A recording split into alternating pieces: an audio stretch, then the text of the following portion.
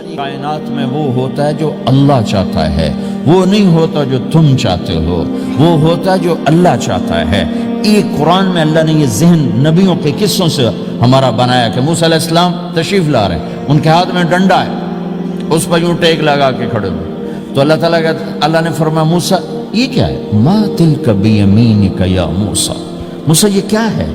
موسیٰ علیہ السلام کے بعد یہ ڈنڈا 10 سال سے، یا اللہ ہی عصایا، یہ میرا ڈنڈا ہے۔ اب اللہ تعالیٰ آگے کچھ دکھانا چاہتے ہیں تو موسیٰ علیہ السلام سے لمبی بات کروائی، ہی عصایا، میرا ڈنڈا ہے، اتوکل علیہا، اس پر ٹیک لگاتا ہوں، وَأَحُشُّ بِعَلَىٰ غَنَمِي، اور اپنی بکریوں کے لیے پتے جھاڑتا ہوں، وَلِيَ فِيهَا مَآرِبُ أُخْرَىٰ، اور بھی ڈھیر سارے کام اس سے لیتا ہوں۔ تو اللہ تعالیٰ کا القھا یا موسیٰ، اس کو ذرا زمین پہ ڈالو، زمین پہ ڈالو۔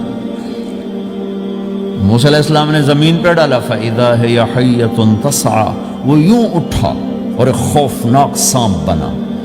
لمبائی میں بڑے سانپ کی طرح جو افریقہ میں ہوتا ہے، جو پورا بکرا کھا جاتا ہے، پورا ہرن کھا جاتا ہے، اور تیز رفتاری میں جان کی طرح ایک چھوٹا سا سانپ ہوتا ہے، بہت تیز چلتا ہے، اور زہر میں حیہ کی طرح۔ سانپ کی 3 قسموں کو اللہ نے ایک ڈنڈے میں جمع کر، ایک ہوتا ہے کأنہا جان، چھوٹا سانپ جو بہت تیز دوڑتا ہے، فَإِذَا هِيَ حَيَّةٌ زہریلا،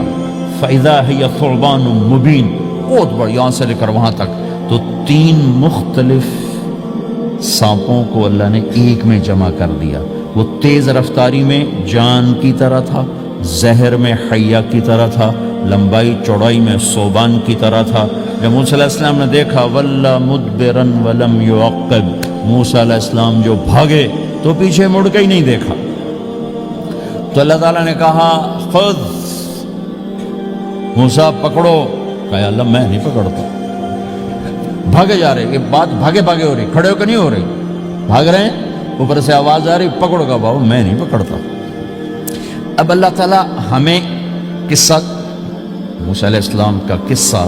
قرآن کے 28 پاروں میں موجود ہے، اتنا اس کو اللہ نے دہرایا، اتنا دہرایا۔ سب سے زیادہ موسیٰ علیہ السلام کا نام قرآن میں آیا ہے، نبیوں میں سے 136 دفعہ موسیٰ علیہ السلام کا اللہ تعالیٰ نے قرآن میں ذکر فرمایا، نام کے ساتھ، نام کے ساتھ۔ پھر کہا خذها ولا تخف، موسیٰ